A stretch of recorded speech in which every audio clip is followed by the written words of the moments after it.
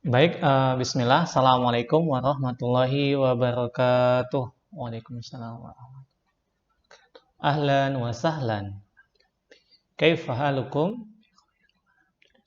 Alhamdulillah anak-anak soleh yang Ustadz sayangi dan Ustadz banggakan. Hari ini kita kembali lagi bertemu di pembelajaran tematik. Seperti biasa, seperti semester sebelumnya, kita akan belajar secara online melalui Zoom ataupun eh, video ya. Jadi untuk beberapa hari kita menggunakan Zoom dan beberapa hari kita menggunakan video YouTube yang Ustadz buat hari ini.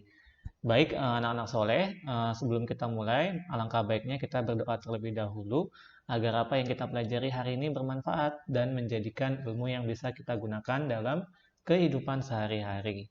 Baik, sama-sama kita berdoa. Bismillahirrahmanirrahim.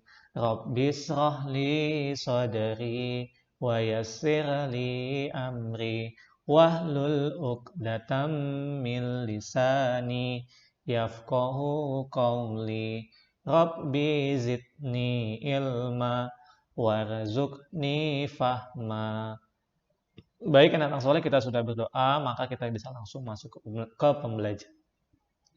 Baik anak-anak soleh, kita hari ini, mulai di hari ini, seperti yang Ustadz sudah sampaikan di sebelumnya, di hari kemarin, yaitu kita hari ini akan mulai belajar di tema baru, yaitu tema 2E.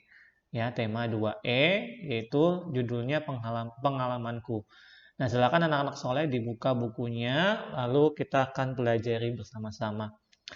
Nah, di sini ada pengalamanku di rumah. Pengalaman berkumpul dengan keluarga di rumah sangat menyenangkan.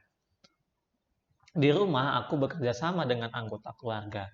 Di rumah aku juga berdiskusi dengan ayah dan ibu. Banyak yang bisa aku kerjakan di rumah. Contoh pekerjaan yang aku kerjakan di rumah adalah membantu orang tua dan mengerjakan tugas sekolah. Kegiatan apa lagi yang dapat dikerjakan di rumah? Nah, itu adalah contoh pengalamannya si Ino di rumah, yaitu membantu ayah, membantu ibu, berdiskusi dengan ayah dan ibu, dan beberapa hal lainnya gitu ya. Nah, silakan kita buka di halaman 3 ini. Yang kita baca, setiap keluarga memiliki kebiasaan berbeda. Saat berkumpul, banyak kegiatan yang dapat dilakukan. Memasak bersama atau merapikan taman, kegiatan yang dilakukan bersama keluarga menyenangkan ya. Jadi kalau kalau sama keluarga tuh ngapain aja pasti seneng ya. Jadi kegiatannya itu menyenangkan. Nah, lalu yang bawahnya ini, ayo amati gambar pengalaman Ino di bawah ini. Nah, kira-kira ini Ino, ayah, ibu sama kakaknya lagi ngapain ya? Iya, kamu sebutkan ayah, Ino, ibu sama kakaknya itu lagi ngapain? Nah, di sini Ino dan keluarga bekerja sama memasak di dapur. Nah, berarti di sini tuliskan pengalaman Ino berdasarkan gambar di atas. Berarti ditulis ya. Ino dan keluarga bekerja sama. Di sini tulis. Di sini ya. Di sini ditulis Ino dan keluarga atau Ino dan ayah dan ibu bekerja sama memasak di dapur ya. Lalu yang kedua di sini, yang kedua ini di sini yang B, tuliskan pengalamanmu di rumah bersama keluarga. Nah, kalau tadi ini pengalamannya Ino sama keluarganya, di sini kamu tulis pengalaman kamu di rumah bersama keluarga. Contohnya ya. Ini Ustaz kasih contoh. Contohnya misalnya pengalamannya itu adalah mencuci motor bersama ayah. Nah, ini contoh pengalaman Ustaz Aji bersama keluarga di rumah. Atau misalnya tadi ada yang bilang di kelas sebelah itu sholat Jumat bersama atau sholat Jumat bersama ayah di masjid. Nah itu boleh. Ini kamu silakan tulis pengalaman kamu sendiri di rumah bersama keluarga kamu ngapain aja. Satu saja ya. Satu saja yang ditulis. Nah, kalau sudah, kita bisa lanjut. Di sini di halaman selanjutnya yaitu merawat taman. Di sini ada percakapan antara Inu dan Ayah. Ino dan Ayah sedang bekerja di taman. Setelah memotong rumput, Ayah mengajak Ino mengecat pagar. Pagar sudah lama tidak dicat. Pagar kelihatan lusuh. Kata Ayah gini, Ino, mari kita mengecat pagar. Kata Ino, kenapa pagar harus dicat ayah? Karena cat yang lama sudah mengelupas. Pagar sudah kelihatan kusam. Kalau kita cat, pagar akan kelihatan baru lagi. Kata Ino, baik ayah, kalau begitu mari segera kita cat pagar itu. Nah ini ya, kegiatan Ino yang sedang membantu ayahnya mengecat pagar. Karena pagarnya udah lama, makanya dicat sama si Ino dan ayahnya. Oke, di sini selanjutnya ada ayo mendengarkan. Dengarkan gurumu membaca teks berikut. Oke, Ustadz yang akan membacakan, kamu nanti akan menjawab pertanyaan yang ada di sini ya. Yang ada di sini kamu jawab. Oke, yang pertama Ustadz akan bacakan terlebih dahulu. Libur kemarin, Ayah dan Ino bekerja di halaman rumah. Ayah memotong rumput. Ino menyiram tanaman. Mereka juga merawat pohon mangga. Kemudian mereka mengecat pagar di halaman. Ino senang merawat pohon mangga karena Ino suka buah mangga. Jadi Ino ini senang merawat pohon mangga karena dia suka sama buahnya, yaitu buah mangganya. Ino juga suka bermain di bawah pohon mangga yang rindang. Ya, jadi Ino juga suka bermain di bawah pohon mangga yang rindang ya, yang sejuk gitu ya. Oke, selanjutnya di sini kamu jawab pertanyaan yang ada di sini. Siapa yang sedang bekerja di halaman rumah? Siapa tadi? Ino dan ayahnya atau ayah dan Ino. Oke, nomor 1 Ustadz yang jawab. Selanjutnya kamu yang akan jawab ya. Sampai nomor 5. Nah, ini 1, 2, 3, 4, 5 kamu jawab. Apa yang sedang dilakukan ayah dan Ino? Mengapa Ino senang merawat pohon mangga? Di mana Ino sering bermain? Apa yang terjadi apabila pohon tidak dirawat? Ini ada jawabannya semua di halaman selanjutnya atau yang tadi sudah Ustadz bacakan ya. Oke. Selanjutnya kalau sudah dikerjakan yang ini, kita bisa lihat di bawahnya di sini ya. Selain pohon mangga, ada juga pohon tomat di taman. Menyiram pohon tomat adalah tugasnya si Ino setiap hari. Ayah melihat daun pohon tomat sudah layu. Ayah menegur Ino. Ino menjawab dengan bahasa santun. Ino, pohon tomat terlihat layu. Ino pasti lupa menyiraminya. Sudah berapa hari Ino tidak menyiram pohon tomat? Maaf ayah, Ino lupa. Ino sudah 3 hari tidak menyiraminya.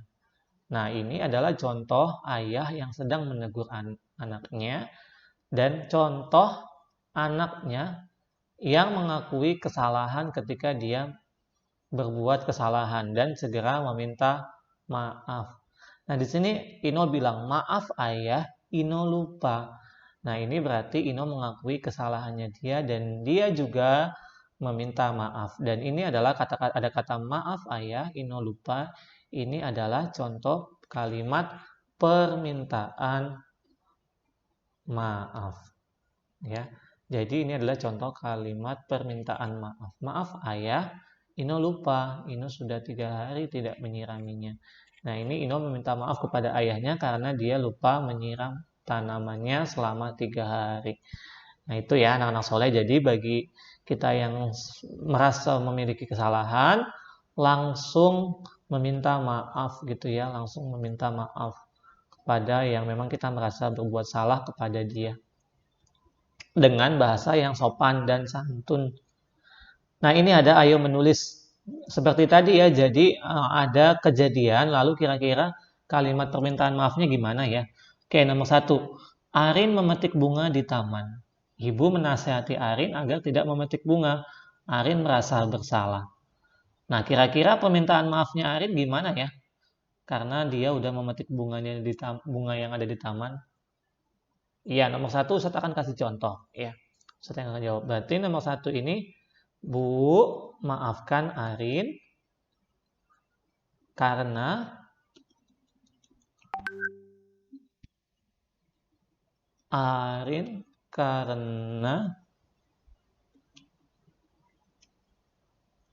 sudah memetik bunga di taman. Nah, ini contoh ya. Bu, maafkan Arin karena sudah memetik bunga di taman atau tidak sengaja memetik bunga di taman. Ya, itu boleh seperti ini. Kalau misalnya punya contoh lain juga boleh ya. Misalnya, Bu, maafkan Arin, Arin lupa atau Arin nggak sengaja. Nah, itu boleh juga. Nah, nomor 2 ini sama seperti nomor 1. Kamu buat permintaan maaf sesuai dengan ada kejadian yang ada di sini. Yoga janji belajar bersama di rumah Raka. Yoga tidak bisa datang karena sakit. Nah, kira-kira gimana kalimat permintaannya? Kalimat permintaan maafnya. Ya, di sini kamu coba buat kalimat permintaan maaf sesuai dengan kejadian yang ada di situ. Nanti Ustadz mau cek ya. Oke, selanjutnya kalau sudah kita lihat di sini. Nah, kalau di sini cukup di ini aja ya, dibaca saja lalu kita pikirkan bersama-sama kalau memang insya Allah kamu paham gitu ya. Nah, ini di sini ada gambar pagar dicat kembali karena sudah usang. Nah, di sini kita sebenarnya harus membuat kalimat tanya dari gambar yang ada di sini menggunakan kata tanya apa, siapa, mengapa, bagaimana, kapan, dan di mana. Ya udah kita buat aja satu ya. Buat satu kalimat tanya menggunakan kata tanya apa, siapa, mengapa, bagaimana, kapan, dan di mana. Salah satu aja tentang gambar yang ada di sini. Contohnya Ustadz kasih tahu satu ya, satu saja. Kalau kamu bisa buat kalimat tanyanya yang lain itu lebih bagus. Ini Ustadz kasih tahu satu saja. Pertanyaannya siapa ya? Ustadz pakai kata siapa. Siapa yang mengecat pagar? Jawabannya Ino dan Ayah. Gitu. Kalau kamu mau buat yang lain nggak pakai kata siapa tapi pakai kata yang lain misalnya mengapa atau bagaimana itu boleh. Misalnya mengapa apa? Mengapa apa misalnya lanjutannya. Terus misalnya bagaimana? Bagaimana apanya yang bagaimana? Bagaimana misalnya bagaimana cara mengecat. Gitu. Nah, jawabannya juga diisi. Nah, itu ya. Silakan. Mudah-mudahan kamu bisa memahaminya. Lalu yang selanjutnya yaitu ini apa namanya alat ukur. Nah, saat mengecat pagar, ayah kehabisan cat. Ayah akan membeli lagi cat. Ayah menyuruh Ino mengukur tinggi pagar. Coba kamu diskusikan alat ukur apa yang harus digunakan Ino. Apa satuan pada alat ukur yang digunakan Ino? Nah, ini Ino mengukur tinggi pagar. Nah, kira-kira dia pakai apa ya alatnya ini? Insya Allah kamu sudah paham ya, sudah pernah melihatnya minimal. Iya, betul. Alat yang digunakan Ino adalah meteran. Betul. Ini saya tulis. Meteran. Ya, itu untuk benda yang panjangnya tidak bisa diukur menggunakan penggaris. Ada juga yang untuk benda-benda yang pendek seperti buku, terus pensil itu bisa digunakan menggunakan penggaris. Nah, itu kalau misalnya bendanya panjang seperti pagar, pintu, nah itu bisa menggunakan meteran gitu ya. Ini adalah satuan ataupun alat ukur panjang. Nah, gimana sih Ustaz cara menggunakan meteran ini atau cara menggunakan penggaris ini? Nah, ini ada langkah-langkahnya. Yang pertama, letakkan penggaris pada tepi buku ya. Letakkan penggaris pada tepi buku. Maksudnya, penggarisnya ini diletakin di tepi bukunya, maksudnya di pinggirnya ya. Misalnya buku ini kita mau ukur. Buku ini kita ukur, maka penggarisnya harus ada di pinggiran sini atau pinggiran sini, tepinya lah ya. Kalau kita mau ukur panjangnya, tapi kalau lebarnya berarti tepi sini, atas sama bawah. Ya. Nah, itu pertama kita taruh dulu penggarisnya di tepinya. Nah, ini di samping sini. Nah, yang kedua, angka 0 pada penggaris tepat pada ujung pertama tepi buku. Maksudnya gini, Ustaz akan share contohnya ya. Nih. Sebentar. Nah, ini. Sebentar. Nah, ini adalah contoh penggaris. Ya. Ini adalah contoh penggaris. Nih, ini adalah contoh penggaris. Nah, ketika kita ingin mengukur benda, misalnya bendanya itu adalah buku ya, misalnya buku. Buku itu panjangnya dari sini, misalnya segini. Ini belum diukur nih, baru ceritanya buku panjangnya doang ya. Nah, kira-kira kita mau ukur nih, ini panjangnya berapa sih gitu. Buku ini panjangnya berapa sih? Maka yang pertama kita lakukan adalah pertama menaruh di tepinya atau di sampingnya. Nah, yang kedua letakkan tepi yang satu itu di angka 0. Nggak boleh nih. Yang sebelah sini kan di angka 1. Nggak boleh kita mengukurnya dari angka 1. Tapi kita harus mengukurnya dari angka 0. Nah, bendanya itu diluruskan di angka 0. Nah, maka ketika kita sudah menaruh bendanya di sini, di angka 0, maka angka yang ditunjukkan yang sejajar dengan tepi yang satunya lagi, itu adalah panjangnya. Ya, panjangnya. Jadi, untuk benda yang ada di sini, panjangnya berapa sentimeter? 11 cm. Betul ya. Kita tulis 11 cm atau cm karena penggaris ini satuannya cm. Nah, coba misalnya bendanya lagi yang kedua. Misalnya ini warnanya kita ganti merah. Oke. Misalnya dari sini dari 0 sampai sini. Nah, ini. Berarti ini berapa cm yang merah? Dari 0 sampai 14. Berarti 14 cm. Betul. 14 cm. Nah, selanjutnya. Misalnya nih Ustadz, misalnya bendanya ini nggak pas di angka 14. Ada juga nanti bakal kamu ketemuin bendanya itu nggak pas di angka yang besarnya. Contohnya gimana Ustadz? Contohnya ini. Nih.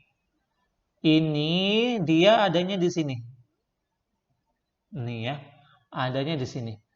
Nah, ini berapa nih Ustadz panjangnya? Nah, panjangnya itu kita tinggal lihat angka yang dia lewatinya ini dia udah melewati angka berapa? Yang mendekati ya. Yang mendekatinya itu ialah dia sudah melewati angka 8 ya, angka 8. Nah, setiap angka ataupun setiap garis-garis yang kecil ini itu nilainya 1 ya, 1. Jadi misalnya dia adanya di sini, berarti 8,1. Di sini 8,2. Di sini 8,3. Di sini 8,4. Nah, di garis yang setengah ini berarti 8,5 ya, 8,5. Jadi 1 2 3 4 5.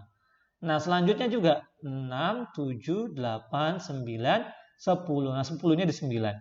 Jadi 8,5, 8,6, 8,7, 8,8, 8,9 sampai 9. Jadi di sini 8,5. Ya, kamu tinggal dihitung 8 lalu lebihnya berapa garis? Berapa garis yang kecil. Oke, satu lagi contoh supaya kamu makin paham. Di sini ada benda nih. Nih, misalnya ini. Ya, panjangnya segini. Dari 0 sampai lebih dari 10. 10 berapa nih? Kita lihat garisnya. 1, 2, 3, 4, 5. Berarti 10,5. Nulisnya gimana Ustadz? 10,5. Tulis biasa aja. 10,5 cm. Ya, 10,5 cm. Gitu ya anak soleh. Insya Allah kamu bisa memahaminya dengan baik. Nah, kalau sudah bisa cara menggunakan penggaris, maka kita bisa kembali ke bukunya ya. Kita akan mengukur yang ada di sini, di halaman 8 ini ya. Di halaman 8 ini ada ukurlah benda-benda milikmu seperti gambar berikut. Nah, ini kamu diminta untuk mempersiapkan penggaris dan mengukur benda yang ada di sini ya.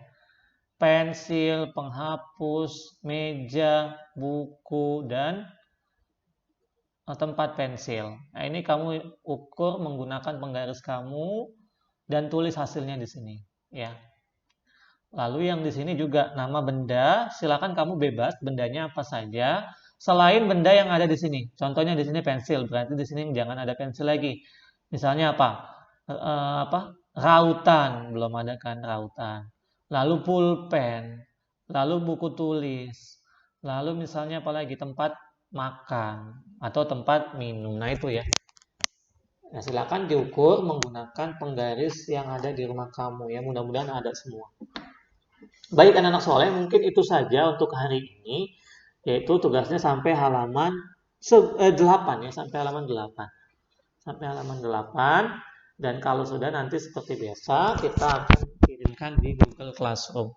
Nah, baik anak-anak soleh, mungkin itu saja untuk hari ini, mudah-mudahan bermanfaat dan tidak ada pertanyaan ya. Kalau seperti itu, maka kita bisa mengakhiri pertemuan hari ini dengan membaca doa kafaratul majlis. Subhanakallahumma wa bihamdika asyhadu an la ilaha illa anta astaghfiruka wa atubu ilaika. Ustaz akhiri, assalamualaikum warahmatullahi wabarakatuh. Waalaikumsalam warahmatullahi wabarakatuh.